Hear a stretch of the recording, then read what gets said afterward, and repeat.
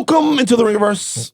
This is, of course, the Ringers Nexus podcast feed for all things fandom. We are Steve, the architect, Ahlman, the builder and tinker of things. Jomi, this player, Adeniran. You've got questions, he's got answers. Old man Van, he of the receding resurgent hairline. Coke, baby Chuck, 24 karat closer. Together we are known as Ada Midnight Boys. Hold on for a break from our sponsors. Hold on.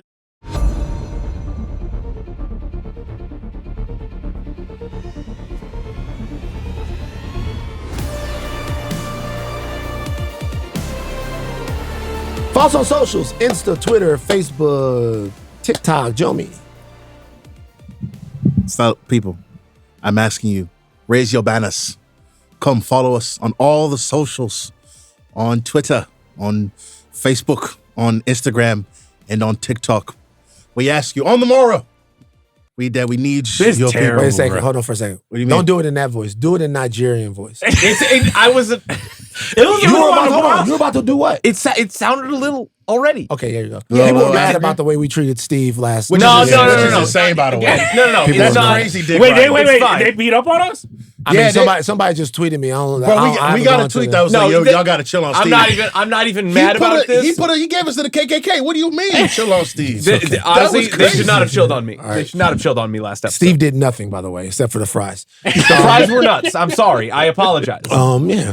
They were in their own basket in the middle of the table. In my dad, like, do it in my dad's That voice. is fair. That is fair. That's crazy. I kind of put him. You know what? Now that I think about it, if I'd have been more guarded with my fries, maybe So you're right. there's a distinction. If it was its own plate of fries Yeah. in the middle of the table, it could get hairy. But if it's on your plate with your food, absolutely. I think not. you might have said I didn't do that. I brought the food to the table. I understand that. It belonged to me. Ask me. I understand. I could put I was it in the understand. whole season. This doesn't It's make not it- like you getting a huge thing of fries. This doesn't They're make it kinda right. small. I'm just saying Let's that not that's what relitigate. Yeah, Let's not we're relitigate. You going just see backwards. food anywhere, you just grab it? Jomi, we're going backwards. We Do are. the same We are. thing that you did, but just do it in Nigerian voice All right. directed to the camera. Because let me ask you this before you do it. Is Nigerian voice like Jamaican voice? No. Because I know, let me tell you what Go I on, mean. go on. Let me No, tell you what I it's mean. not Like Patrick. I'm not talking about in the same, what I'm talking about is I know Jamaican I can't homies no, I can't do it. that talk and they sound exactly like me, and then all of a sudden they on the phone With and that- it's like, hey, my Bummer Clyde, my D, what that know, whatever. Can you go into You're friends with Chet Hanks? Actually, I do know him. I do know him. Which one I be like this? him. Hey, make sure if- you're following. Make sure you're following on Instagram, Twitter, TikTok, Facebook, whichever one you must follow. You must follow me. Eh? If I find you, you're not following us online. If I catch you, I will smack your head. Make sure you follow. Eh. Hey, Nigerian Yeah. voice. Well, we went to Jomi's brother's graduation. Nigerian voice all over the place. You were blaspheming at that party. That was fun. That Jollof was hidden, boy. Come on now. God Come on now. damn. Yeah. Great. Come on now. It was great. Jollof Nigerian, is man. good, Come on bro. now. That's how we do it. Jollof is good, man. Y'all should have never Where's sold Kerm? us, bro. Because Kerm was talking big shit Kerm about was us. hating. He was hating. Yeah, too. no. Kerm was hating. Wait, He Kerm was was there. hating? He was there. He was there. hating. He was hating. He was hating. Kerm was like, He tried to deny it, but he he's like, said, nah, my this is aunt good. Jollof is better than this. All right. Crazy. We're on YouTube. Like, comment, subscribe, share. You can watch every Midnight Boys and House of Art episode on youtube.com/@Ringiverse. On Sundays, Talk to Thrones is back. Yep. Mal, Joanna, Chris returning back to Westeros for Night of the Seven Kingdoms. On Thursday, Bud Mash continues their coverage of Fallout Season 2. Lindy himself, Lindbergh. I can't call him Lindbergh. I can't call him Lindy. I can't call him Lucky Lindy. Big Lynn. Why not? It don't feel right. Because the actual fucking Lindbergh was not great. Oh. Well, Specifically, like, okay. well, okay. All right. Okay, what? He was Obviously- fucked up. Yes. Is okay. Yeah. So you don't No relation. and no relation. Yeah, but it's I still- can't it's call, tough. If Yeah. it wasn't for this, I'd call being like Lucky Lindy or something. But you can't do that. They did a whole show. I can't remember the name of the show. The show was on HBO, and the show was about what if Charles Lindbergh had run for president and became president, Okay. and basically America became all Nazis, which happened anyway. So Man in the High Castle. Only years. No, that was late. That wasn't that one. This It was wasn't, after. but it's just like that. It's pretty kind of much. it was alternate. It wasn't the Man in High Castle. It was a different one, Uh-huh. and it was like if Lindbergh became the president, and it basically things aren't the way they are right now. Tough. On today's show, us, the Midnight Boys, the actual podcast we're here to do, we're going to react to the latest Game of Thrones offering, a night, should I say, of the Seven Kingdoms. And we are so excited. What about us? We talk about this stuff too. What the fuck about us? God damn it. Spoiler warning for this. We should say with the spoiler warning. You guys, we're back deep into the lore. Yep. This is a deep, deep, deep ditch of lore that we're going into. So the things that we could be spoiling might be from any of the stuff that George R.R. Martin has written, maybe even some stuff that he hasn't written, but definitely everything that you've seen that has been animated on television, all of that stuff. We'll try to stay away from book this season of TV. We'll try to stay away from spoiling anything from the novella. When the novella is already out, we will not do that. But other than that, there's going to be heavy Game of Thrones spoilers in this. Run the spoiler warning. We're getting ready to talk about Night of the Seven Kingdoms. You're listening to a reaction podcast. The spoilers are coming. All right, Midnight Manifest. Chuck, take it away. All right, there's your Midnight Manifest for A Night of the Seven Kingdoms, created by Ira Parker and George R.R. Martin, starring Peter Claffey as Dunk and Dexter Sol Anzel as Egg. The pilot episode, The Hedge Knight, is directed by Owen Harris and written by Parker. Our hero, Duncan, is dealing with the aftermath of the death of his master, the Hedge Knight Sir Arlen of Pennytree. Duncan, a.k.a. Dunk, inherits Sir Arlen's sword and shield and decides to enter a tournament at Ashford Meadow to prove his mettle as a knight. On his way to Ashford, though, Dunk meets a bald-headed boy named Egg who dreams of being his squire and trained in the ways of knighthood.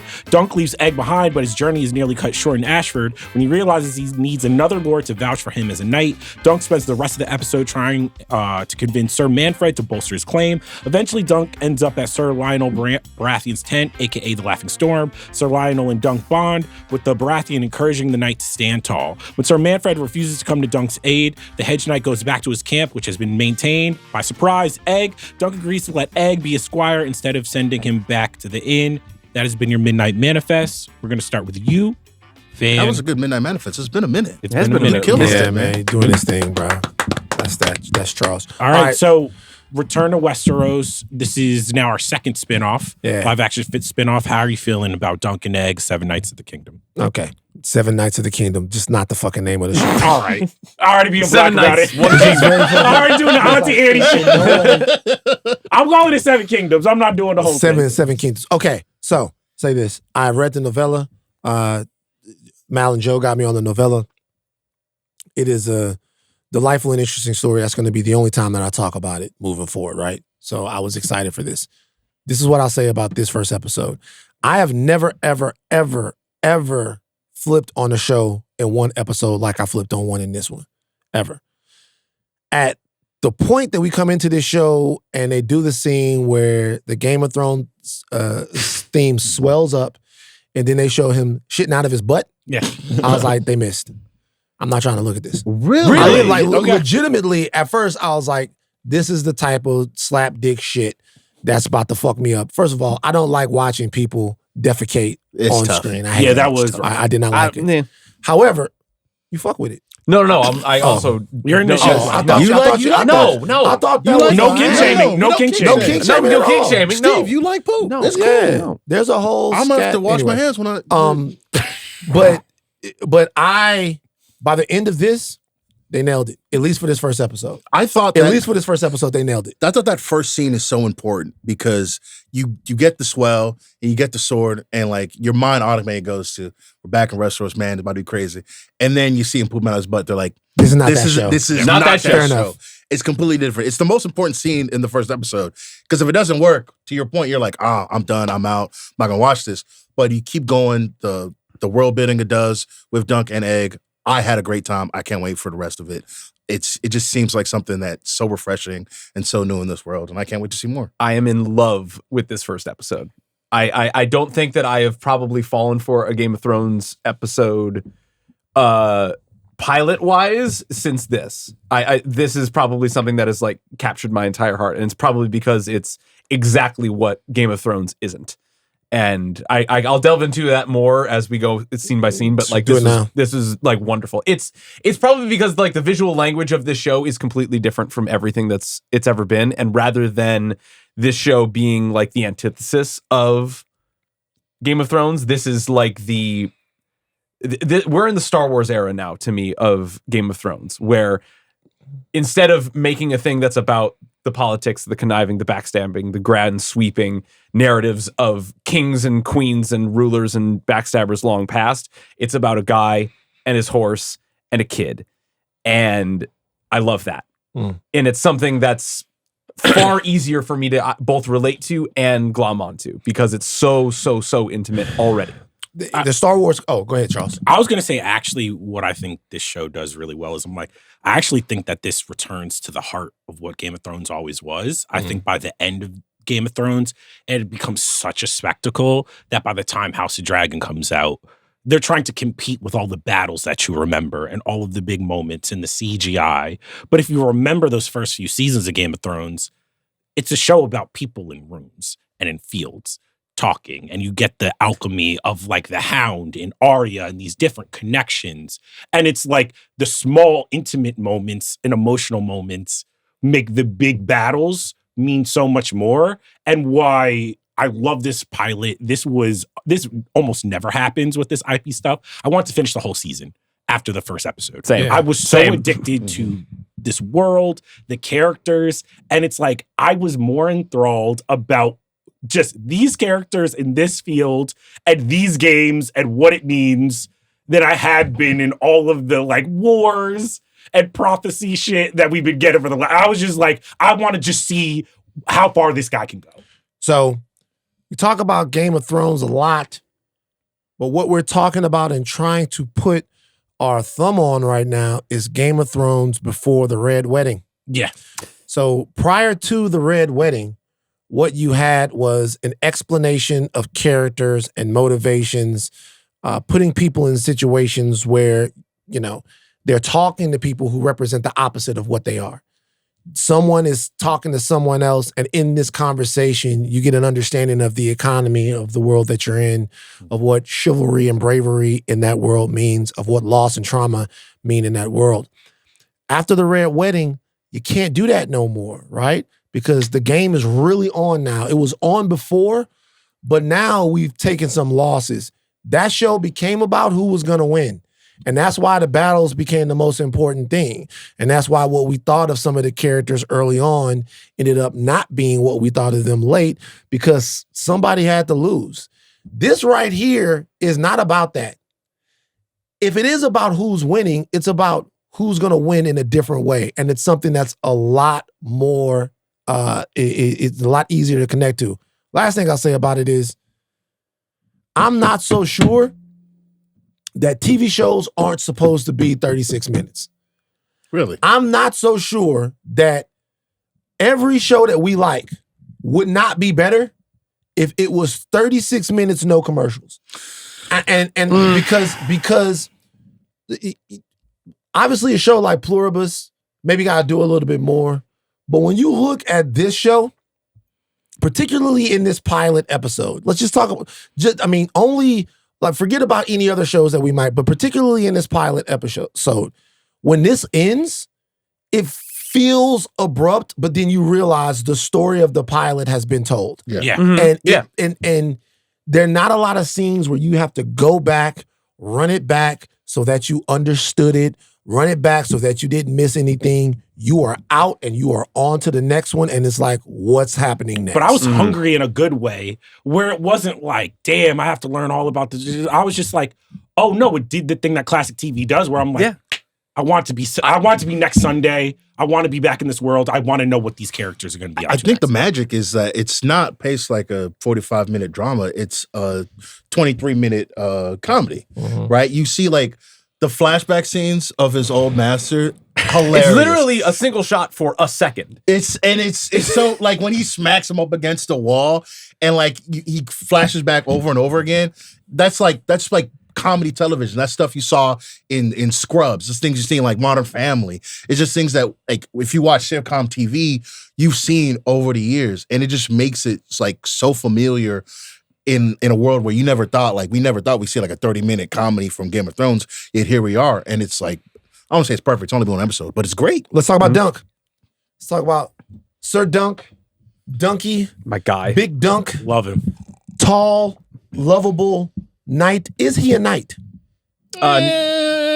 Technically, Is he a knight? Kind of, but that's the emphasis of the show, right? Is that like his old master knighted him, but it's gotta be official. Somebody has to either witness it or you need somebody else to verify it. So that's what he's doing. The first episode is like going to the Dondarrion guy, like, hey man, I thought you could hook me up. That's what he needs to do. I mean, what I liked about, and this is another thing I hope they learn from this series, is I think these things are more successful when you know that the story needs to be told. And George R. R. Martin wrote this novella, and it seems to me where he's just like, I want to talk about, to your point, what it is to be a knight. What was a hedge knight? Like, what happens when, okay, there's no more dragons. Maybe the stories that these knights were telling about themselves was a little bit appearance versus reality. And you have this guy that's essentially just like this oath. And you're realizing, at least this is where I think the story is going, is like, what makes him maybe more honorable than all of these knights who have the armor, who have the name, but are not necessarily protecting the realm in the way that he was taught. And I'm like, okay, that's interesting. Like, I can glom onto that. He's very much in love with the idea of being a knight because he from what we've gleaned, he's idolized his old master and the knight that he squired for. And he was... I don't know if he idolizes him. I mean, he idolizes the thing that are supposed to make knights. I think he feels like he owes him something. But every single flashback Right. puts into conflict what their actual relationship was. Exactly. Right, but I was thinking about that. But that's what I love about him, because all of that like nonsense, like he was probably a terrible guy to Dunk. He was probably awful to him, but he was so in love with the idea of being a knight that it didn't register to him. That it was just like, okay, well, you never beat me when I didn't deserve it, or when I didn't think that I didn't deserve it, except that one time. Well, and that's the thing, what he's thinking about when he has to bury him. Not of the time, like, he doesn't know the words. He doesn't know the things that are supposed to be grand and honorable. It's supposed to be the things that he taught him or the things that he was about to train for. And it's probably not much, but he loves the idea of being a knight and serving and being honorable, because you could see that in everything that he does in this pilot.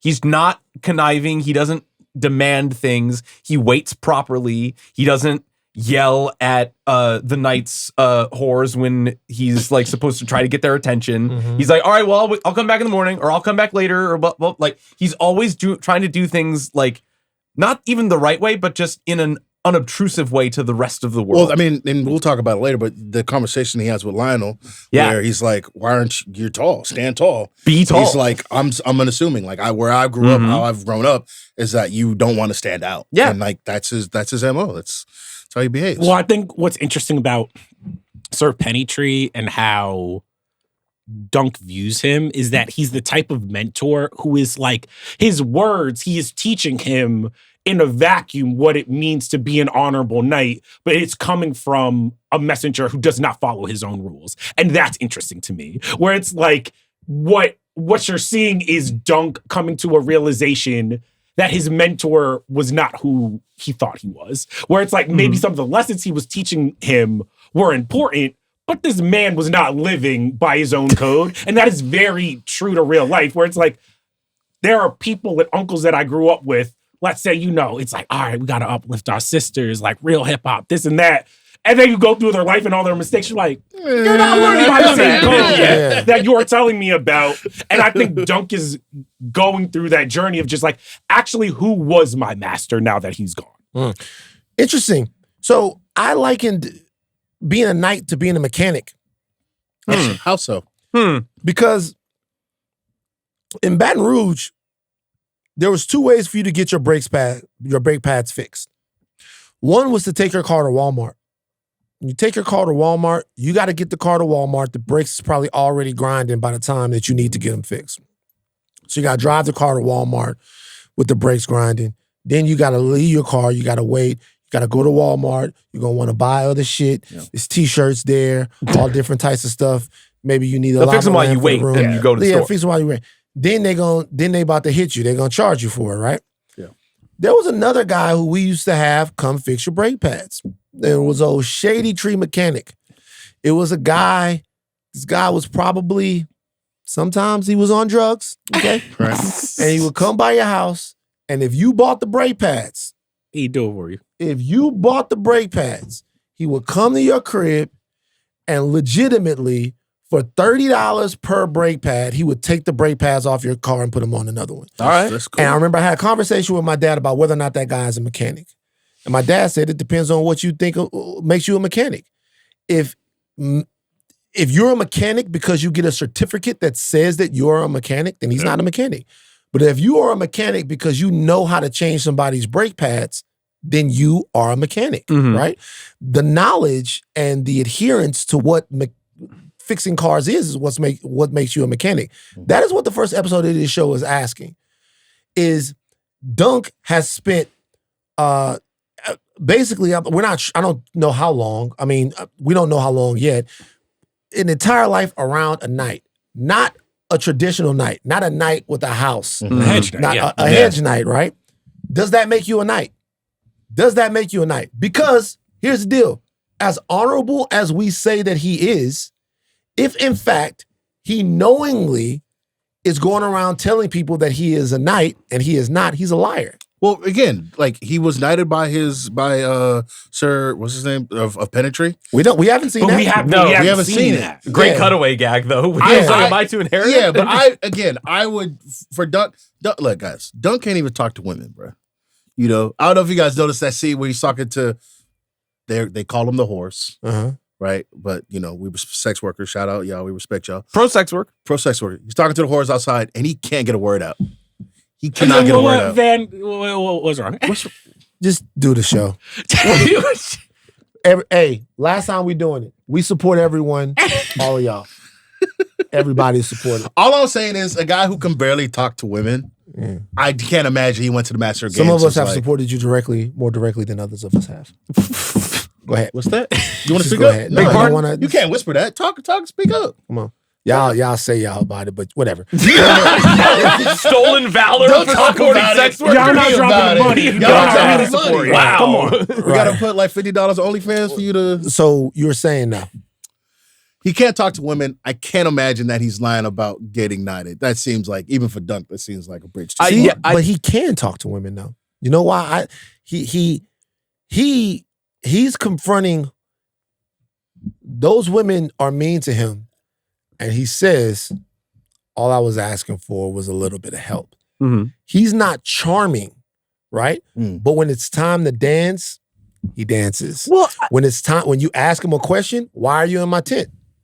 He hesitates, but supper, it's time to eat. Yeah. Him being authentic is legitimately getting him through this world full of people who have titles, but are incredibly inauthentic. But that's why I kind of love this show, because the bones of all of Game of Thrones as we've known it so far is people that operate either 10 steps ahead of whatever their perceived wants, needs, and desires are. And Dunk is in the immediacy with the things that he wants, needs, desires, and loves. You think so? Yes. Okay. He doesn't lie. He doesn't seem to want to be duplicitous or But he has a conniving. whole plan. He has He has a plan. get- He wants to go to the tourney so that he can win more and prove himself a knight, and then hopefully That's a grand plan, is what I'm saying. So Right, it's not but- just about eating the next day. It's for him, it is about, I have to do all of these things to affect this end Yeah, but of assessing this great Right, thing. but the heroes in Game of Thrones, they had their plans measured in centuries. He's just looking to be in the next day. And I think that what makes this show so appealing to me is when he finally talks to Baratheon. And he's just kind of listening to him talk at him. And he's like, well, if you're not here to celebrate, you're here to kill me, right? And Dunk is just profoundly confused because he doesn't know why. because he's being fucked with. Yeah, but it's also because but it's also- Baratheon doesn't even mean that. he doesn't mean Yeah. it, but like he's never encountered anybody in his life that can think or do the things that he does. Like he will think like that, and he'll get profoundly drunk, and he'll be as like grandiose and fun and not caring about his house or the money or the food or anything like that. But this is probably the best day of Dunk's life. He gets a free meal, infinite ale, and befriends a lord that may or may not even remember him the next day. And the next meal, the next thing that he gets to sleep under, he's sleeping under a tree, and he'll probably never see him again. Like, you wanted him to think, oh man, when what's his name like rejected him, he's like a million knights took wounds from my father, and some died, and we weren't even going to remember you. Yeah. You like the next thing you immediately was like, well, go right back to the Baratheon. He'll vouch for you. He'll get you in the games, right? That's what you want him to do. I don't think he'll even want to do that, because he's probably wants to go about those things in such a way to be like, oh hey man, remember that great night that we had? I don't even think he's got that in him. He's that pure, and that's what I like about this. That's a really great scene too. 3 things about that scene. 1, we got to call you Raymond Fossaway, because that's what you did to us at all seasons. Probably a little bit. You took us to the place and you left us, and then people was like, "Hey, but you got food." All right, okay. Well, and then the food that you stole from him. That's 1. 2. Daniel Ings is incredible. He's so as good. Lionel Baratheon. Shout out all the Lovesick fans. Shout out Luke. He was amazing. It's great seeing him on screen again. But like, I don't know how you guys felt watching that, but I was like captivated. That doesn't happen in the books, so we're interested to see like what the reason was for it. And that's my 3rd point, which is that conversation they're having drunk. He's just like, yo, what are you doing here? He's telling him like his story about how he became the Laughing Storm.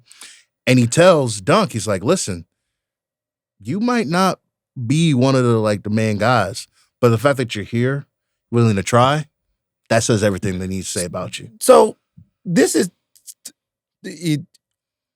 different movies deal with this differently. I'll make a comparison. You guys remember the dinner scene in Titanic? Yeah. Mm-hmm. Yeah. Okay. Who's the most interesting person at the dinner?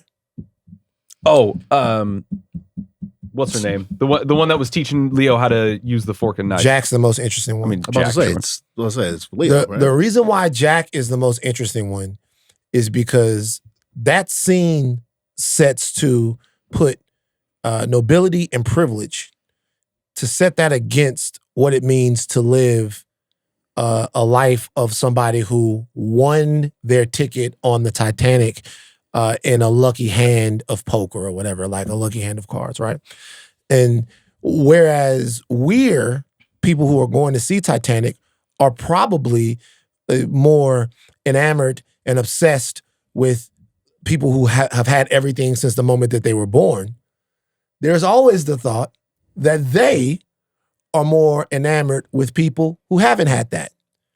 Like, regale us with the tale of how you got on the Titanic.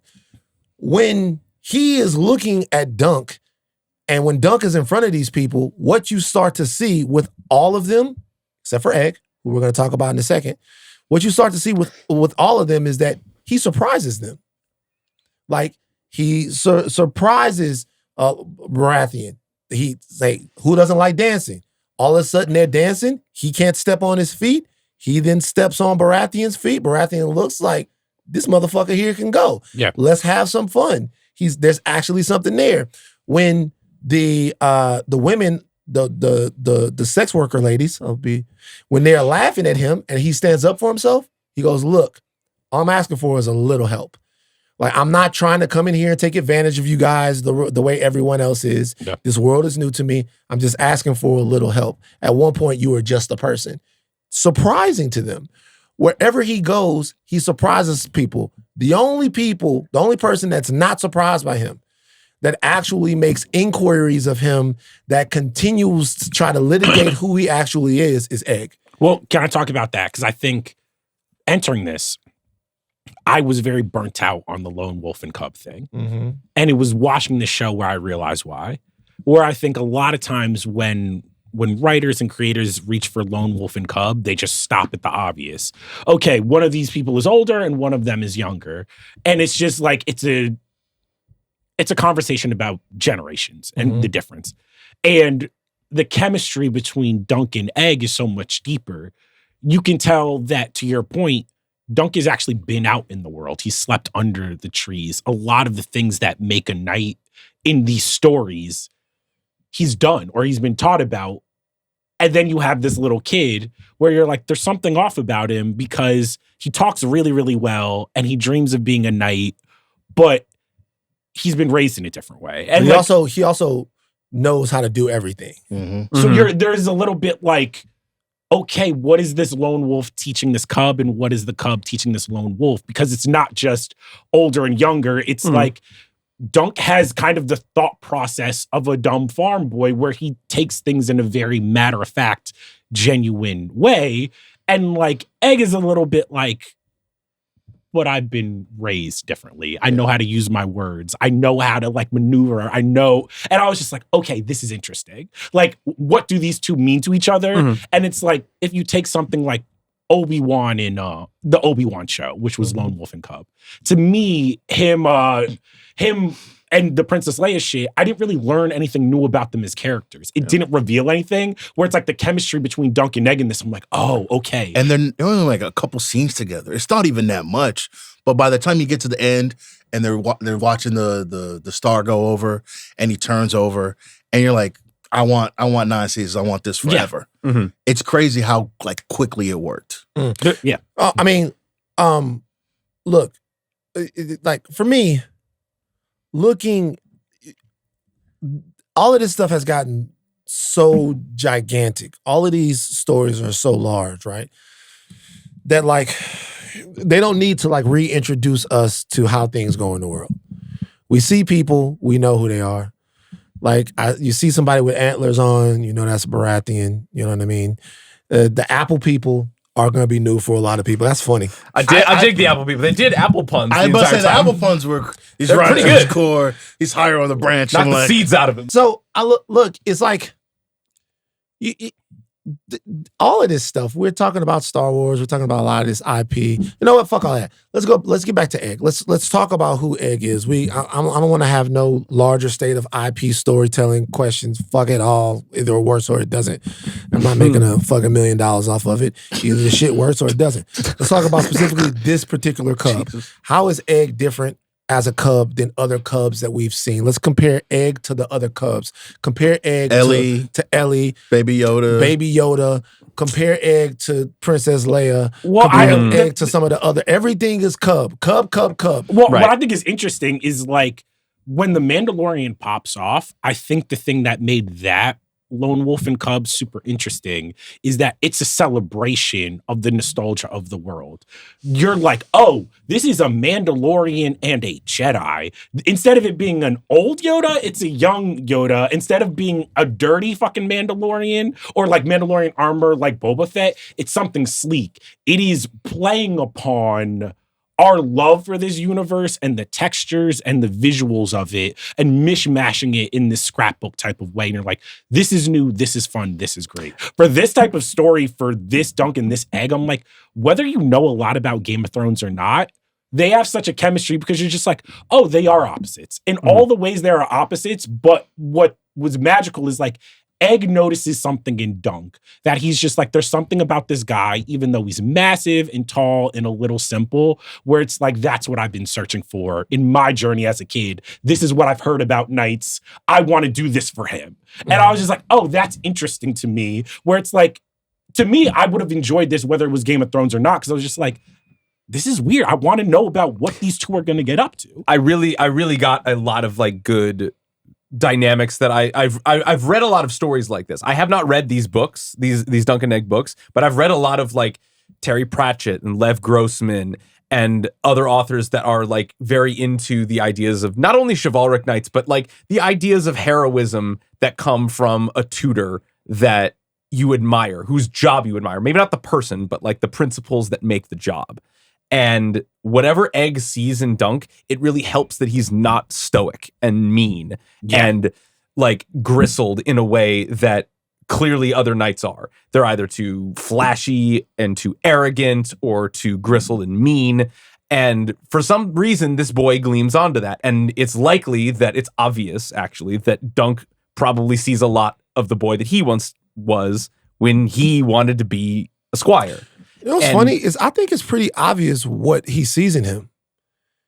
Opportunity.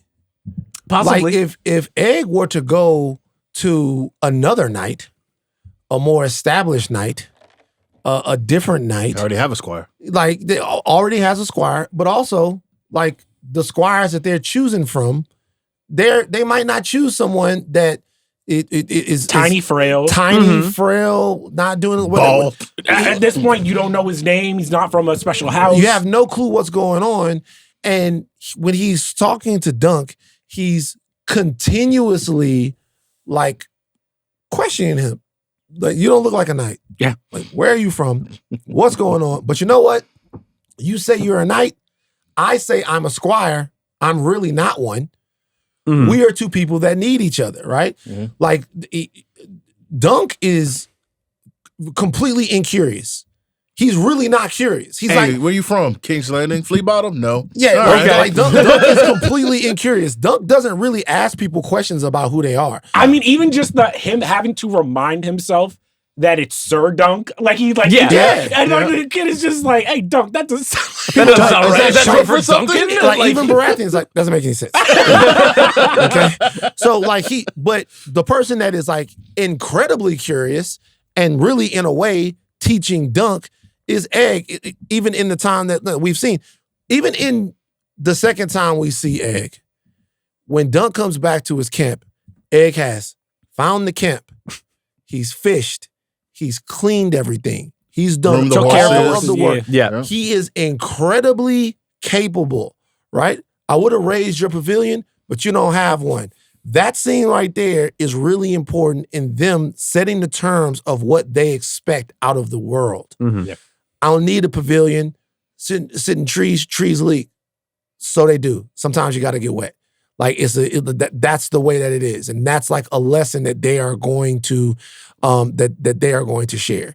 I'm going to show you how to do things and make your world a little easier. I'm going to show you that sometimes to be out here, you have to be wet. You have to be unsafe. You don't know what the next thing you don't know where your next meal is coming from. There's no one to take care of you. Like, that's what being a knight is. And doing all of what you're supposed to do as a knight, despite the fact that there is no one to come along. You're not part of a great house or anything. Yeah. It's about how you actually want to affect the world, whether or not you're given anything for it or not. All Dunk wants to do, to all of our points, is just be a part of something greater than what he is right now. And the question is, who's going to help him? But also, do you think, like, the stuff that he promises to Egg at the end was so illuminating? Because you start the episode and being like, well, what was it about his mentor that he liked? He just slapped him upside the head, didn't really listen to him. And then when he's like to Egg, he's like, yo, this isn't a glamorous life, but you're going to be fed. You'll have a place to sleep. I'll take care of you. You're like, oh, that's it. Like, he's promising Egg that you'll have a place to belong and you'll have food in your stomach. And you might not be sitting up in a hotel looking up at a wall, but like, you don't need that. You'll have what you can get for yourself and I'll help you. And that's honestly, I kind of believe that that's probably what his old master told him. What? Gave him a place to stay, food in his belly, and a bit of a purpose. You know, I used to ask my dad stuff, and I used to ask my dad, I'd be like, Dad, are we going to Burger King? And he'd be like, turn the channel to, he just wouldn't answer. Right. Yeah. Mm-hmm. Like, hey, Dad, like, didn't you say that this season was going to be the season that, or this summer was going to be the summer that we was going to all, as a family, go to Disneyland?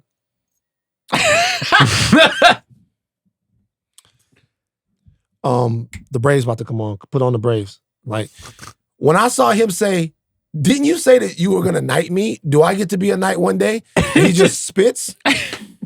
That's real. That is real to me. Yeah. Like, concentrate on fucking riding a horse.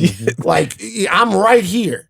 And so Dunk seems to be, he's almost a subversion to me of the expectations of this world. Yeah. No, he absolutely is, and that's why I love him so much. Yeah, I mean, think about all the knights we've seen across House of the Dragon, Game of Thrones.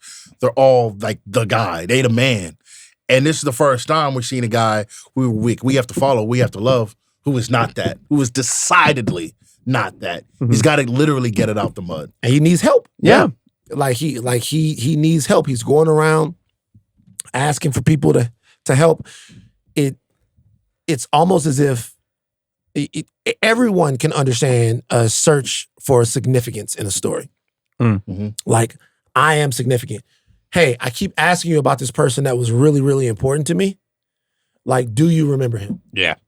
Like, overall, I will only get far in this world based upon how impactful the night that raised me was. And I'm finding out at every single turn that he was not as impactful as I thought. But there's one thing that doesn't happen in the episode. At least for me, I don't remember him relitigating how important the guy is. Mm-hmm. We don't get that now in the pilot. I don't remember him going, this nigga really wasn't shit. What am I gonna do? Well, do you also think part of that is because this is when we see Dunk, this is the first time in his life where he has to make it on his own. He has to decide what a knight is, because it seems like, especially in the flashbacks, I'm like, oh, this is a squire who never had to think for himself, really. He had someone to look towards where he never had to push his master on, is this story true? Is everything you're saying is true? It's just kind of like, hey, wake up, clean the horses, ride your fucking horse, shut the fuck up, go. Right. And now it's the first time where he's just like, oh, people are asking me follow-up questions, or they're telling me, I don't know what the fuck you're talking about. I don't care. Get the fuck out of here. Right. And I'm like, oh, that's what I think is also kind of a subversion of the lone wolf and cub thing that we usually get, is like, we usually get the lone wolf when they're like either the best of the best at what they do. Precisely. Or they're either on the downturn, like they're the old grizzled dynamo. You're like, oh, this is a lone wolf who hasn't accomplished anything yet. Yeah. Right. Like, really, at this point, we don't know if Dunk could fight. Yeah. Dunk wants to be in the tournament, but we don't know that he can handle himself. He might suck. Nah, they looking at him like he's Wemby, though. They like, damn, this one tall. He's tall, but everybody fights him, man. He's tall, but he won't stand up straight and all of this. Look, two things so far. One thing so far that I can say, I want to say two, but one thing so far I can say is that the performances in this are fantastic. Yeah. Amazing. Your lead is fantastic. What's the cousin? The younger cousin? Oh, Raymond Fossaway? I like him. Wait, the other squire? Oh, that guy. Love him. The Apple Squire was going up against his big cousin. Big cousin was putting the fucking I don't know who stems this to was. him. I hated homie, the gay master. I love that guy. No, that guy's great. That shit was disgusting. It was bro. gross, but that scene was fantastic. That was hilarious. That scene was funny. Once again, though, that scene that normally that guy would be an asshole. Yeah. And it turned out that when he did the whole thing, he went, "I'm just fucking with you." Yeah.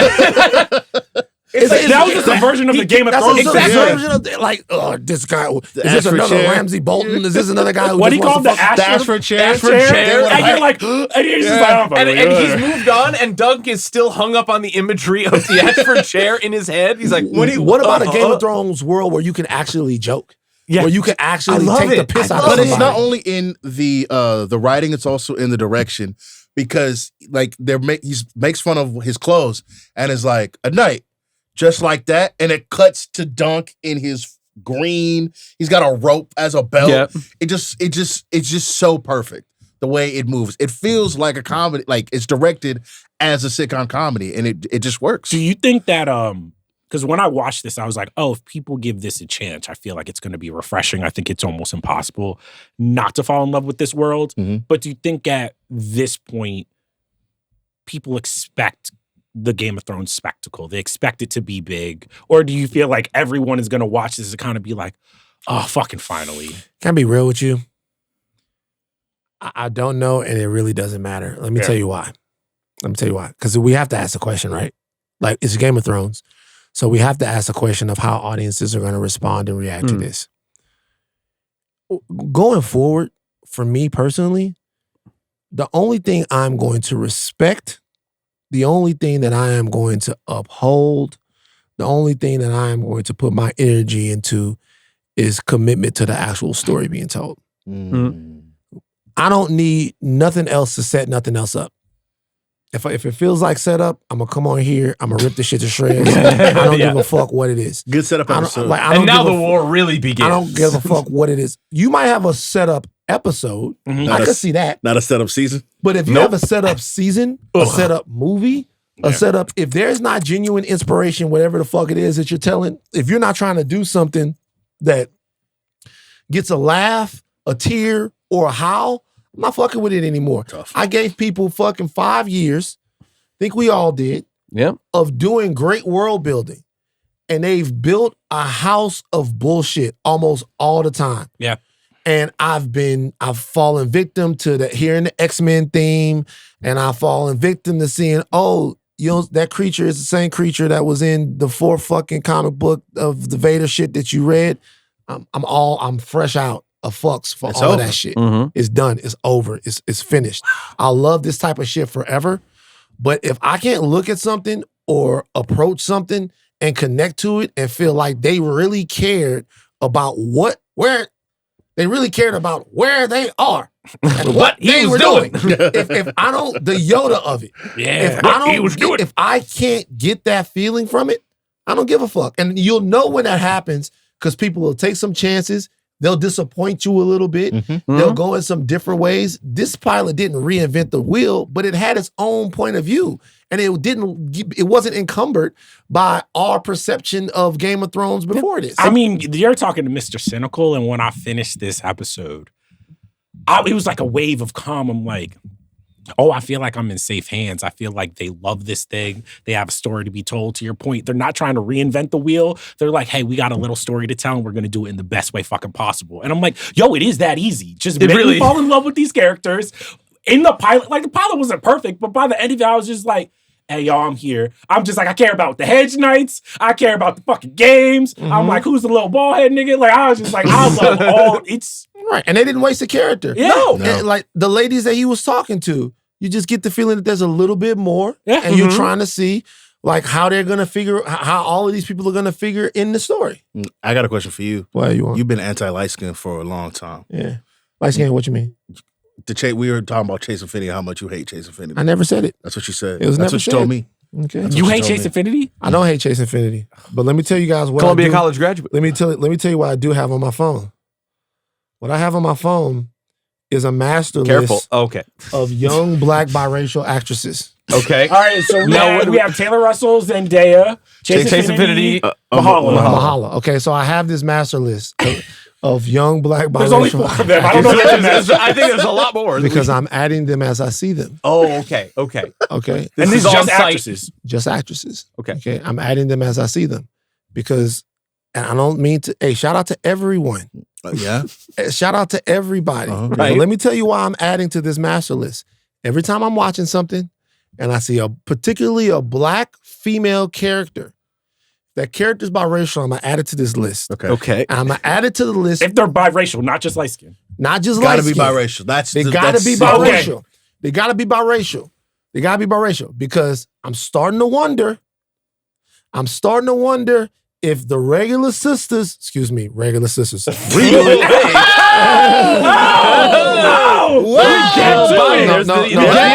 There's the agenda. Okay. This is what I'm reading. What was the way? Our biracial sisters ain't real. Our real sisters. I'm not saying that. That's what you said, though. That's what you said, though. I'm starting to wonder if there are roles for young actresses in Hollywood that are not biracial.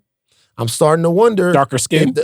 Darker skin. If there are roles, if it is okay, y'all can get mad if y'all fucking want. I'm looking at all of these movies and I'm seeing these shows. So are you saying that the swirl agenda is... Shit. No, like I'm not tripping, but I'm just saying. It seems like you are a little. I'm not tripping, but I would like to see Coco Jones in Westeros. Does there need to be I would like to see Marseille Martin in Westeros as well. I would like to see Chloe Bailey. Like I would like to see Chloe Bailey. I would like to see just when we're talking about diversity. Yeah. How about some diversity in terms of that? And it's and the only reason why I'm saying it is because I wrote about it this past. It's starting to become a thing. I'm starting to notice it. Okay. This has been a thing.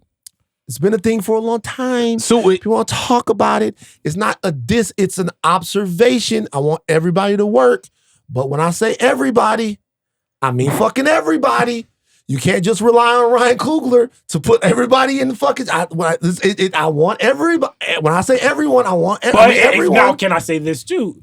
We got a situation where, you got Tiana and one battle after another. And motherfuckers on Twitter have been litigating that shit since it came out. So there is a level where I'm like, Right. I wrote about it. I wrote about it.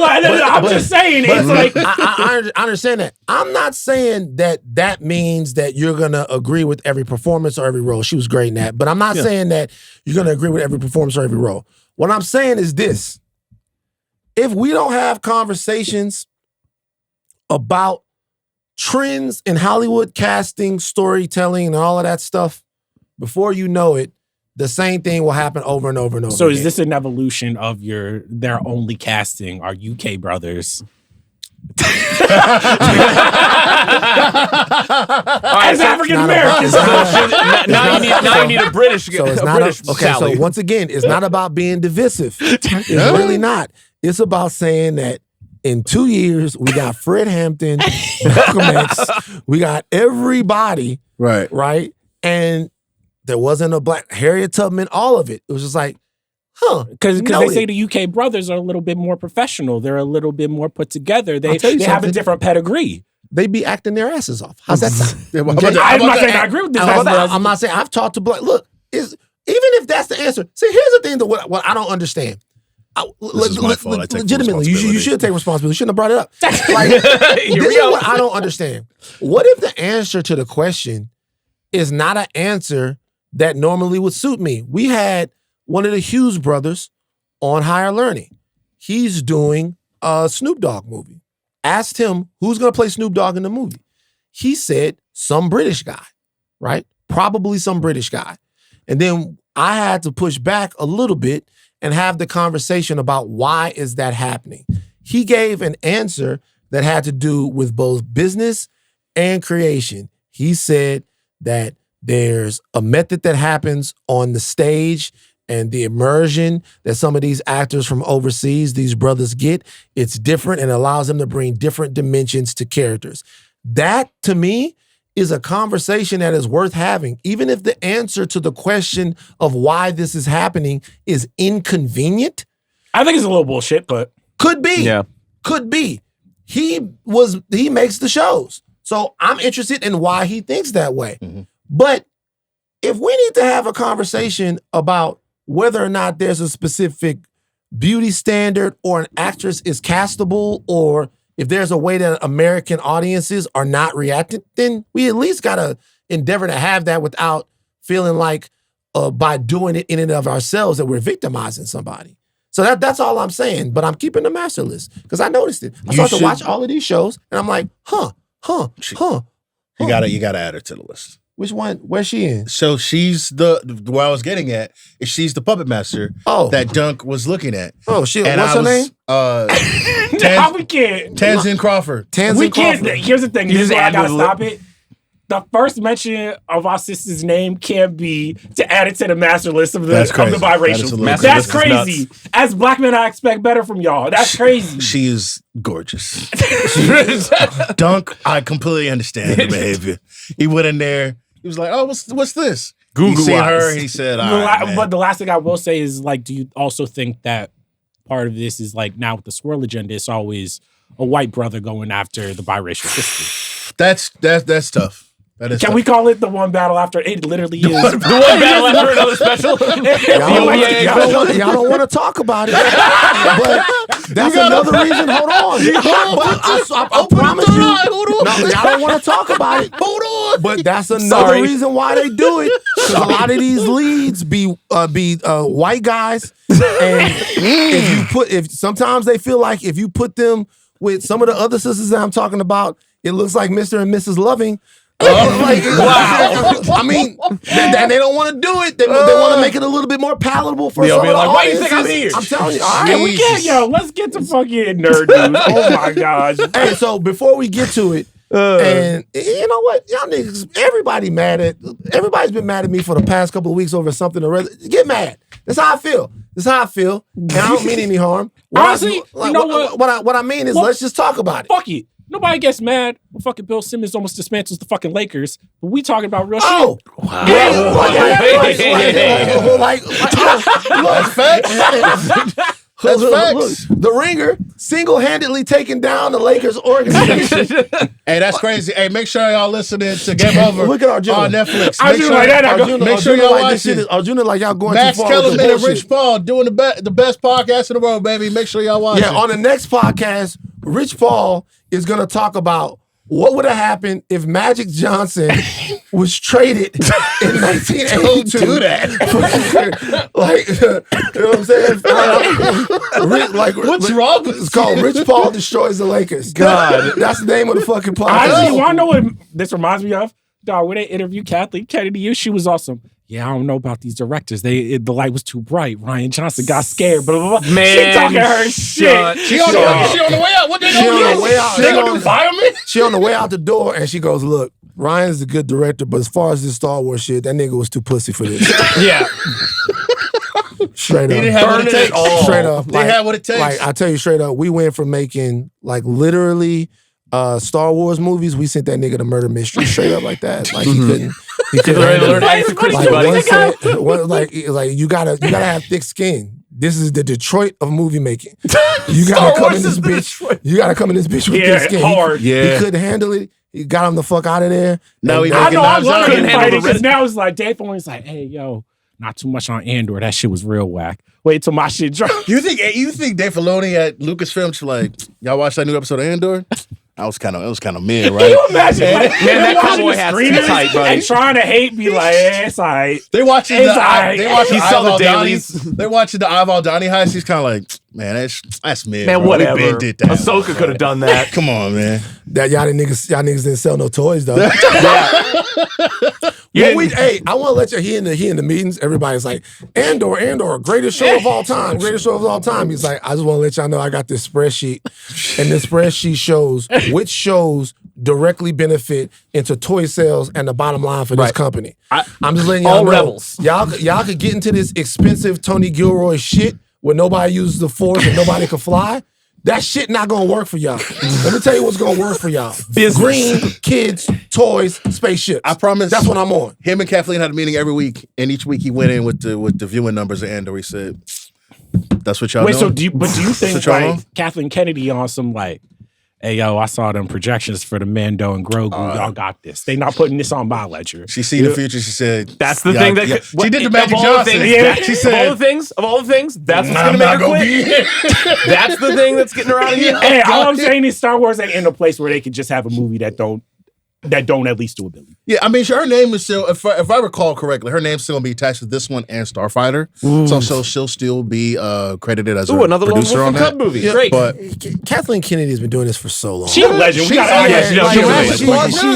Kathleen Kennedy's been doing this for so long. absolutely. Like did y'all watch The Studio? Yes. Yes. Yeah. You know the lady, what's her name from the Catherine studio? O'Hara. Catherine O'Hara from the studio, Yeah. where she is no longer the head of the studio. However, her name, her legacy, what she produced, what she's done, she is an indelible part of that studio forever. That's Right. what Kathleen Kennedy used Absolutely. to do. Isn't sure. that Absolutely. character based off like Amy Pascal after like she kind of got like booted out After the but Sony hacks, Yeah. Yeah, we gotta look at these emails if that's the those case. emails are crazy. The emails was crazy, man. No, that I email love- is hilarious. I thought it was funny. It was so funny. I thought it was funny. We shouldn't have been I looking at needed to people's see the emails. studio tackle that. I want the Men in Black 21 Flashy Jump thing? Street. 21 Jump Street. Oh, shit. Nah, that Yeah. would have been a little fired off. That That would've would have been amazing. crazy. That's what the streets need. Are we already in nerd news? Yeah, I guess Just- we Yeah, are. we We're in their news now. If we're doing the Dave Filoni thing, the thing that worries me is I'm a guy who enjoys Dave Filoni stuff. I really love it. But the hating Andor thing is something that I can't abide by. And if you're going to be the Well, creative, this was not confirmed. it's not confirmed, but This it's is been rumors. But brother, allegedly. But Allegedly. there have allegedly been whispers for months, maybe even like years, about Dave Filoni's aversion to Andor. And if you're going to be the man in charge and you hate the best thing that your studio's made in how many years? Can I take the Filoni That's side of this? tough. Go for it. Go for Okay. it. So there's no reason to hate Andor, right? If you're a Filoni. I'm not a hater like that. Like, so being someone that would hate on the show and try to pull back on the success of the show, completely inexcusable. However, what I will say is this. If in fact Dave Filoni has different reasons for not feeling as over the moon about Andor as other people. Meaning, when you're him, right, it's not just about the one project. What you have to ask yourself is this part of the storytelling sustainable, right? Is Star Wars, Andor, let's just be real, Andor is a different universe. It's completely different. It doesn't feel like anything else that is Star Wars. It doesn't give you the feeling of anything else that is Star Wars. It is dark. It is cynical. It is dangerous. It's basically devoid of the Force. But isn't it like, maybe I don't want to interrupt you, but isn't it like the reverse of Night of the Seven Kingdoms, where like Game of Thrones and House of the Dragon are dark and dreary, and if you think this story has a happy ending, then you're wrong. But Night of the Seven Kingdoms, at least in one episode, we're like, oh, there's like a levity to it. There's a live. Like, we can see happiness for these characters. Love this conversation because there's a difference. Okay. To me, the difference is both stories, to me, okay, so Night of the Seven Kingdoms is quaint, like Andor isn't. Andor is not the story. Andor positions itself as the story of the rebellion as it actually was, which, whether we like it or not, is in conflict with the story of the rebellion that we got. To me, it's a blissful conflict. It's a yes and. But to some, they might think that if in fact Star Wars is reinvented in that way, that it can't be uninvented. But I think that feels like creatively untrue to me. Like the question of like sustainability of like whether or not you could make another Andor again or tell a story in Star Wars like you did Andor. I kind of feel like we should be a bit more of the moment of the stories that we want to tell, because the flavors of Star Wars are all there. Like, it's not like we're making a spy thriller and just giving it a Star Wars coat of paint. We want to just tell a story beginning to end, and that's what Andor did exceedingly well. We haven't had that in Star Wars in a very long time. I don't care what package it's in. If we get that again, that's what I want. I don't think Dave Filoni likes that too much. I want to be clear on what I'm saying. It has nothing to do with the story itself, in my opinion. It has to do with what audiences now expect to see. And you guys remember the story about like Rogue One, right? Yeah. The executives went to see Rogue One and they saw a cut of Rogue One and they were like, yo, what the fuck are y'all doing? Too dark. Yeah. What the shit are y'all talking about? Like, we can't do this. Like, this is not what we do here. It would be like making a version of Game of Thrones that was PG. If you made a version of Game of Thrones that was PG, where there was no nudity, a family-friendly version of Game of Thrones, like, how would an audience that is used to seeing Game of Thrones exist in a certain way respond to that? If it was well done, it would be cool, but then there might be other people who are creating in that universe that will be asking the question, well, do I have to do that now? Because if I have to do that, I can't. And Andor was so big and so redefining that there are probably a lot of creatives, not the audience, because we were looking to have something good. There are probably a lot of creatives that go, this fundamentally redefines Star Wars. And if it redefines Star Wars, is that something that's sustainable for us? Well, so what I think, when I think about this is like, if you're someone like Tony Gilroy and you come into Filoni's house, Filoni is this prince. I think the art that we've gotten from Filoni, the stories that we got, Star Wars, nothing is bigger than Star Wars. He believes that there's ways to tell a Star Wars story. He's very indebted to what Lucas built. I think there's two things that you can find in that. Is like, I think George Lucas, the real spirit of him is like, fuck it, I'm gonna make the wildest shit ever. I think Filoni a lot of times is like, I'm gonna make the wildest version of what I think George Lucas would make. I think Tony Gilroy with Andor is just like, hey, I'm going to make a hot story. This would be a good story, whether it was a Star Wars story or not. And I think it's very hard for other creators who are that invested in Star Wars to come to it with that, where it's like, I don't really give a fuck about Star Wars. I give a fuck about revolution and the history of revolution. And how do I get that across screen? And how do I get spycraft in these 70s movies and this and that and the third? If you're someone like Filoni, I'm like, we don't do that here. Like, we don't, like, that's not what we're doing. And I think that that's a very indicative philosophy of a studio that completely backed down after The Last Jedi. That limits your creativity. It does. But that's And I think Filoni. it puts That a is more ceiling. so. I think Filoni is actually truer. Let me ask you a question. To what the fans want. Let me ask you a question. Who did they back down to? The fans. The the worst, fans. the worst kind of Reddit, fans. the Reddit warriors. Okay. The worst kind of fans. So what I'm telling you is that like the studio by and by the way, this is not me vouching for the Filoni way. I'm Sure. not as big a Filoni guy as other people are. I think it's cool. It's fun. I think when it's good, and then Yeah. it's never terrible. But sometimes I'm like, okay, a You little have samey. questions. Yeah. So, but what happened then, which didn't happen with Andor, right? Because it was easier for Andor to me to be successful than it was for The Last Jedi. The Last Jedi has fucking Luke Skywalker in it. Yeah. He does. It does. Imagine this. Imagine the Andor puts Luke Skywalker in the movie in some kind of way. And Cassian Andor and Luke Skywalker are running from someone and someone who's made Cassian. They've seen him. Luke then turns around and force chokes the person out. Yep. Right? Mhm. Kills the person that's seen who Cassian Andor is. He turns around and he force chokes the person out. That's a fucking fantastic scene, right? It's something you're not expecting. Turns around, or he takes his lightsaber, he throws the lightsaber, cuts the guy's fucking head off. He saves Cassian Andor's life. Cassian flies away. We see Skywalker sitting there. Luke has helped Cassian escape by killing someone in cold blood. People are gonna lose their shit. Yeah. Because that's not what Skywalker does. Yeah. And not only is that not what Skywalker does, prior to Cassian Andor, that's not what heroes in Star Wars did. Solo did it before he became a hero. Mhm. And so like the tension is as much, to you guys' point, about the audience, which Dave Filoni is a part of, Mhm. which is the real thing, than it is about the creatives.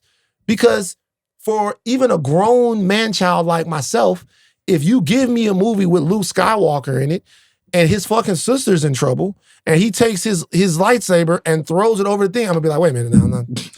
Run that back. I Run don't that back. know. Come on, it's good. I enjoyed The Room is Red. I don't think Luke would do that. And then that's what you're gonna litigate for the rest of the movie at the cost of the story. Now we have to grow up. And we've seen what putting the shackles and the handcuffs on creatives has done. Led to bad stuff. Mhm. Well, but I also think Filoni's learned something from being in the trenches of Clone Wars, where he does the thing where it's like, hey, yo, I'm gonna give y'all a little bit of Luke. I'm gonna give y'all a little bit of the stuff, but I'm gonna use Ahsoka. I'm gonna use Thrawn, and I'm going to basically play with all these toys. And once I'm done with this season, once I'm done with this movie, it's not really going to affect anything else. It's not going to really have changed anything, where it's like you can watch the prequel shit and know nothing about Ahsoka and be good. And then when you learn about Ahsoka in the Clone Wars, it'll only enhance your enjoyment, but it's not necessary. If you watch Andor, you start having questions about some of the, you like, damn, this was really what it was like? No, this is really what was going on? If you watch Andor, it makes Luke, Leia, and Han's journey less important. It just does. To me, let me tell you why. Watching Andor to me made Luke's story legitimately just about him. It's literally it's legitimately just Skywalker saga. what I mean is that like now, so Luke is shooting and destroying the Death Star, right? He's destroying the Death Star. You think that's about fate and providence And the Force. mysticism, Yeah. the Force, all of that. Hell no, bitch ass nigga. Do you know how many people had to fucking die? I think- for you. And yeah, they but say I- that. No. But like, do you like? Yeah, I nigga, think- you can make one shot. But do you know the shit that nigga went through Sure. to be able to many get people that died in that whole way? Yeah, all of this stuff, so you can have a healing moment with your father. Fucking kill your dad, kill his master. Let's get the fuck on with it. It's people in prison that can't touch the ground. If we talk about it if we like really think about it, I remember when I went back, you watched the last episode of Andor, then you watched Rogue One, and then you go into New New Hope. Hope, you kind of, I kind of do look at these guys like, all right, bro, they went inside. You're not doing That nothing. nigga gave up his life. They pussy. Yeah. It's like there's no other way to look. I'm like, this is some amusement park. Get these droids off my screen. And like, I'm really. People are dying right now. Filoni, I feel like it's like a golden age rapper, like Mina fucking Nas. You just like, hey, yeah, it's so technically like you're just like, oh my god, they're doing something that is so different. You're a little sad. You like, nah, this was the source. You're like, nah, we're on a new fucking wave of fucking doing this shit. There's something else. Man, shout out to Dave Filoni, man. The hat. Big time. That's a little too tight right now. Shout out to Dave Filoni. Let me tell you something, man. He know he can't do that. That's not. Don't do that. Come on now, Kalma. Don't disrespect him like that, bro. I'm not saying he can't do great. I'm saying he can't do that. He doesn't have that type of darkness in his soul. He can't do Andor. He can't. It's not that he can't do great. He can't do that. If Star Wars is going to be that, some of the stuff doesn't even fit in it. Like it's like. Is that why we didn't get Ben Solo? I mean, like maybe, like all of this stuff to me, it looks a little corny. It looks crazy. But if you're constantly committed to this thing of what it should be, you wouldn't get an Andor, right? No, but here's the thing. Like Fincher, yeah. He gonna do what he does. And it's just like, I'm more interested in that Star Wars. Where it's just like, hey, yo, give the Tony Gilroy types. Bro, let me do that shit. Why not? You like, I think it comes in conflict with I'm not what saying Filoni that. wants Listen, to do, though. what I'm saying is, I'm not speaking for myself. I loved Andor. Right. As a matter of fact, maybe everything should be Andor. Yeah. And we should see a Jedi version of that. The reality is, if that's not what you do, right? If that's not what you do, and if that's not your interpretation of it, right? If Martin Scorsese was the co-head of Marvel, you'd see some conflict between you would. You'd see some conflict. You'd see Kevin Feige going, okay, and Martin Scorsese going, no, I want this whole movie to be about Peter Parker. It's set in Brooklyn. 60. It's 17 hours long. Robert De Niro is Ben Parker. We're not getting the Mean Streets version of Spider-Man. Mean Streets version of Spider-Man. Like, he might do that shit, and that shit might be crazy. The Irish Spider-Man, that's the superhero? Like Spider-Man just taking on the mob. It's a bird, it's a like plane, the whole it's thing, Irishman. He's barely in the fucking suit, and Kevin Feige is gonna go, yeah, that's great. It has to lead into Avengers Doomsday. That's the problem. Can we get Doctor Strange in here? So what I'm saying is, it's not like I'm not vouching for Filoni. I'm not saying that whatever, but I'm saying Filoni's looking at this and he's going, you guys realize that that's some totally different shit. Yeah. We don't do that over. Well, if we're pivoting to George R.R. Martin. Speaking of people beefing. That's what's happening to me in the Game of Thrones universe. George R.R. Martin sells the property to HBO. All of these shows are coming out. Now a big Hollywood Reporter profile came out. Some of the things that have been said is George R.R. Martin, let me quote, what did he say about Ryan Condal? The relationship is abysmal. It's worse than Rocky. It's abysmal. Ryan Condal is the showrunner of House of the Dragon. Sources also say now that the Jon Snow spinoff has a new writer. They're thinking of Arya Stark may be involved and shifting the locale to Essos. And then finally, interestingly, Aegon's Conquest is either being developed by HBO as a drama series or by the Warner Bros. Film team as a Dune-sized feature film. Just make the movie. You have to make the movie. Just make the movie. Aegon's You don't Conquest, want. All right, and we start with Aegon. You don't want the TV series. Just make the movie. I don't. Man. I don't want to spoil it. Just make other movies too. Do some movies. Just make the movie. I think if they're gonna do a TV series, it's got to be Robert's Rebellion. I don't understand why that's not on the pipeline yet, but I don't want to. Again, I'm not going to spoil Aegon's Conquest. That is a movie. It is not a TV series. There's just not enough meat on that bone for there to be you to sit there for how many seasons and watch that happen. It's the same thing that happens every 15 pages in the book. Do you think people would go to the movie theaters for that? I think they would. Yeah. I think there's a spectacle involved in that story that works on the big screen that doesn't work on the small screen. They're only gonna have to go for 3 days anyway. Then they're gonna put this shit on Netflix. So it's like, but in your HBO, what I thought was very interesting with, it seems like Martin's relationship is icy, and it seems like Icy. They don't seem like they don't talk. This is interesting. Do you know why? This is not a Filoni situation. This would be as if Filoni had an icy relationship with George fucking Lucas. Right. Yeah. That's what that would be like. And that does not happen. Well, that's assuming that George Lucas would still be involved in any way, shape, or form with Star Wars. Like he was early on. I know, but he's more or less washed his But hands no, of it I know, now. but understand where we are in this relationship, Right, yeah. Like where we are in this relationship is more akin to, I mean, Game of Thrones comes out like 2011 or something like that. Mm-hmm. So where we are in this relationship is more akin to George Lucas still being involved enough to where he would talk with Filoni on the Clone Wars Right. or anything, any of that stuff. when Disney buys Star Wars, George Lucas gets all that money because it's a like, hey, yo, this was his property. They're buying it from him. But it's also a level of like, this is ours now. We're Yeah. not asking you for permission, and we're not asking you for It's forgiveness. $4 And he billion. was okay with that. At the Yeah. time, he was okay Yes. with that. Yeah, and he was okay with that. But I can tell you one thing. If it was 2 or 3 years before then, when some of the Clone Wars stuff, all of that stuff was coming out, and whatever the question is, the answer in Star Wars is what George Lucas says. Yeah. Like, how strong was Anakin Skywalker supposed to be? He was going to be stronger than the Emperor. Just didn't happen because he got half his body cut off. How do you know that? Lucas said it. Mhm. Nobody was battling with him in that way. Lucas was. They had all kinds of books, extended universe books. People were doing all kinds of crazy, incredible, creative things.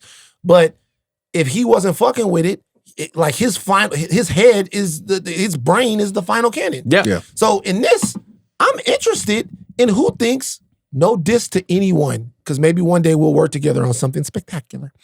But I'm interested in who thinks they know this world better than he does. No, well, so my I don't question think though, we think if it's you're that, reading though. in between the lines, I think it's less knowing the world better than he does, and more so George R.R. Martin is just like, I don't give a fuck how much it costs. I don't give a fuck about this and that. This is my world. I want it this way. And I think it's more so Ryan Condal being like, hey, yo, I'm the one talking to HBO, and they like, Yeah, That's- we're That's- doing that's- an actual that's TV it. show. That makes sense. That's exact. I'm like, these guys are beefing when y'all really need to be mad at HBO. Yeah, you really should be That's doing where that. the beef is at, because HBO's coming around like, hey man, listen, we kind of sliced your budget. You know you had 10, but we only giving you 8 episodes. there's a writer's Go strike. make it- We put There's this a dragon writer's fight strike. in the next season. yeah. And so instead of getting like, I'm not gonna spoil House of Dragon season 3, but there's supposed to be a big thing that happens at the end of season 2 that gets moved to season 3. So to you talking about speaking about setup seasons, that's what it ends up being, because the thing that was setting up to had to get pushed. Right. And so when you have, instead of having 40 episodes, you only get 34. I think it was 8. It was 8 It was- episodes in the first season, and then it was No, it was 10 in the first season. Yeah. And now it's Now it's 8. 8, yeah. You cut 6 episodes off. Ryan's like, well, I don't have 6 episodes. Let me start making cuts. And Georgia's like, hey, whoa, we need Same this, thing we with need this, we actors need and this. actresses. Like George R. R. Martin's like, hey, yo, why'd you fuse this character? Why is this locale? This and like We don't Ryan have the Condal's time. Like, we No don't got time. the See, budget And for this. I'm bro. just, and Yeah. this is the difference between your novelists and your TV people and your Your movie people. showrunners and Yeah. directors. Yeah. A novel is about what you can conceive. A television show or a movie is about what you can execute. And sometimes things fall apart because of that. Cat Stark comes back from the dead in the books. Yep. And becomes like a lady Stonehenge. We're not doing that in the thing. Like she's No gone. time. Like it makes no sense narratively for a television audience to revisit that. So I guess that actually makes more sense. I was looking at this differently. I was looking at this like they was like throwing up neighborhood. and No, Blades. I think, here's the thing. There's- I think it's more complicated. It just seemed like George R. R. Martin is at a point where it's like HBO was glad that he's so involved with A Night of the Seven Kingdoms, because I'm just like, hey, yo, this budget is low. This first season, it's like it's not that many actors. It's a couple locales. You could be like, we can keep this contained. When it's House of Dragon, and what did they say? It was per episode, 20 million per episode. Yeah. Yeah, I it's think they're a nuts. little bit like, hey, yo, George. Come on, man. George, come on, man. Can't. Come on. Yeah. Big dog, come There on. was a on, very it's- illuminating anecdote about the notes that they exchanged from season 1 to 2 of House of the Dragon, where like Condal would have scripts and then George would give notes, and then they'd like be back and forth, and it was like starting to be collaborative, and then they just like weren't listening to each other, and then HBO had to be an intermediary to be like, okay, George, you give your notes to HBO, and we'll give each other's everybody's That's when you notes. know the relationship is And it's like, like, that's well, when you know it's- the notes aren't getting. yeah, No, they're not getting to yeah, Kondo. yeah. Also, the thing that the piece notes, and I don't know, I'm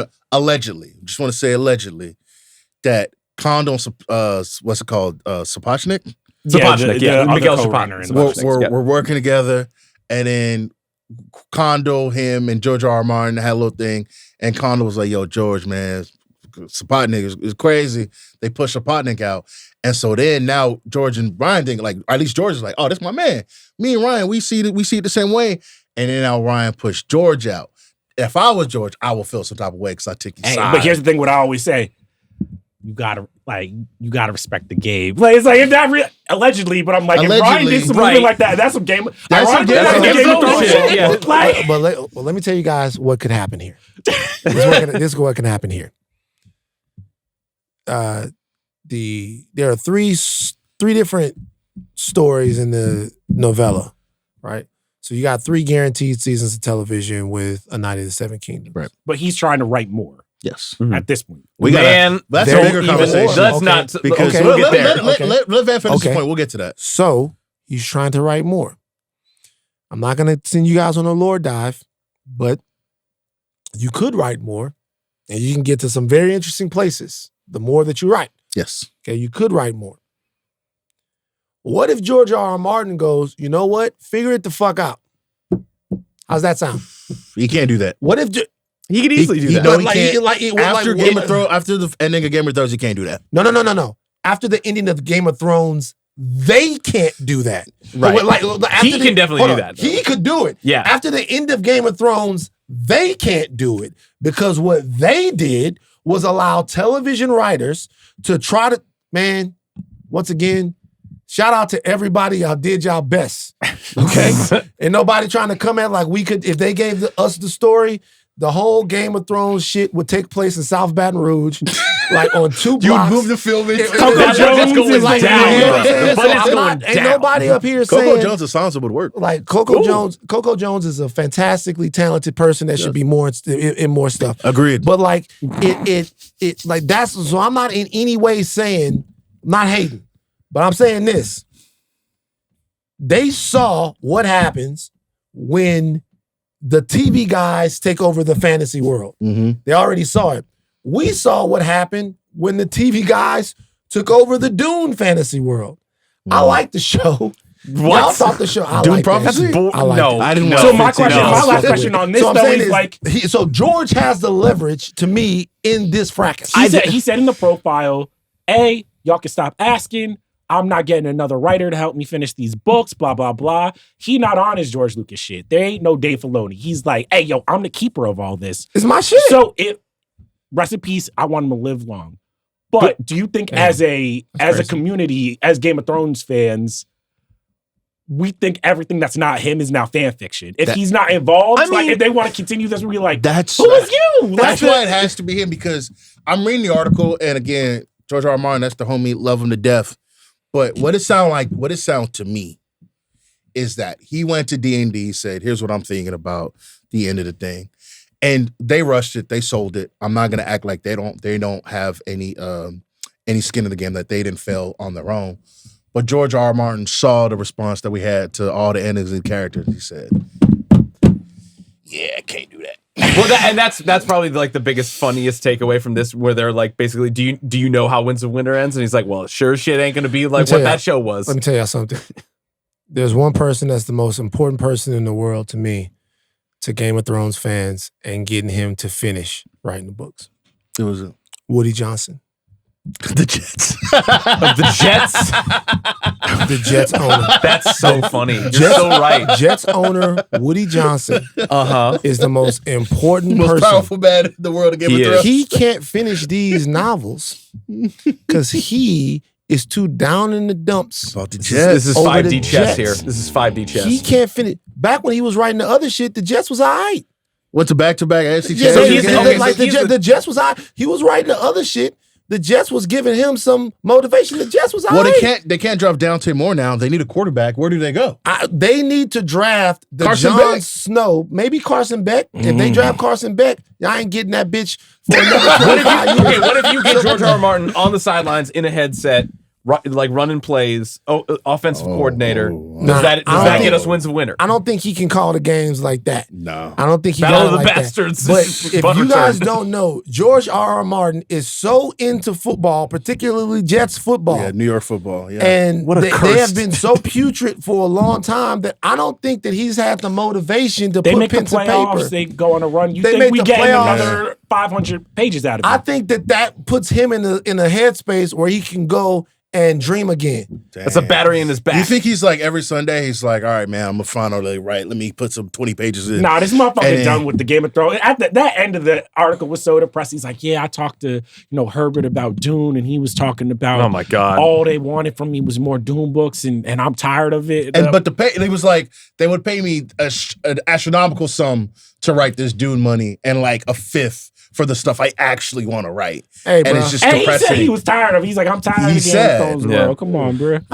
Look. You could be tired of it. That's fine. I know he's done some other stuff. I want to shout somebody out. Go for it. Proud of this guy, man. Mm-hmm. I want to shout out Josh Trank. Oh yeah, That's my homie, Josh Trank. It's been a long time since we mentioned him on the pod. I know, man.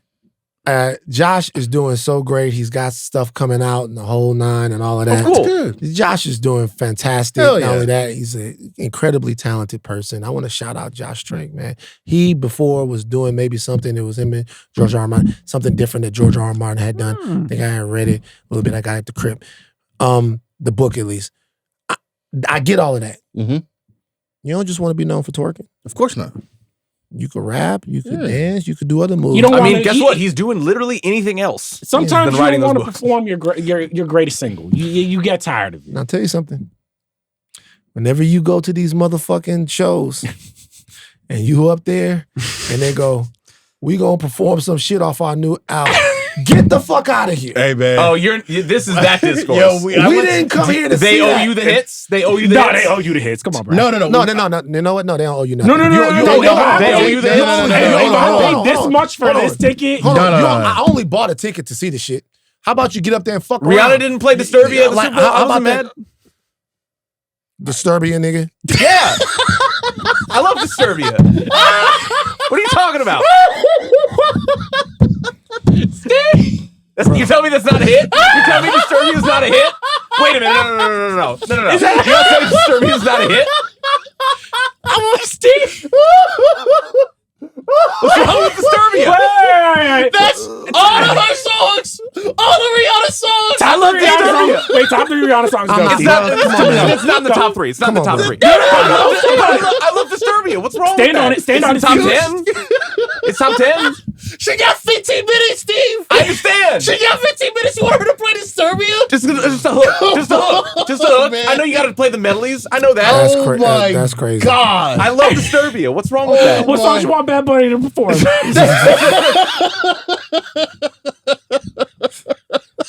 Boy. Who needs work?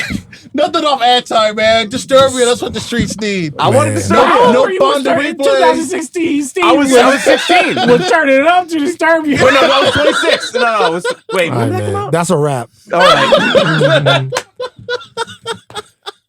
This week on the Ringerverse feed. Oh my God. On Thursday, Button Mash continues their coverage of Fallout Season 2. Talk to Thrones is back. We are back. We're going to be here every single week covering the Night of the Seven Kingdoms. Our producers today are CT. Shout out to CT, man. Shout out CT, man. Love you, CT. We fuck with CT crazy. Aleya Zenieris. Jade, the hardest working person at the Ringer. Jade Whaley. Jomi Adeniran on socials. Hashtag Joma the 7. And additional production from Arjuna Ramgopowell. Chuck, take us out. Shout out our guys Dunkin' Egg and all our people in Chicago suburbia. Okay. If Rihanna's at the Super Bowl, she gotta play this.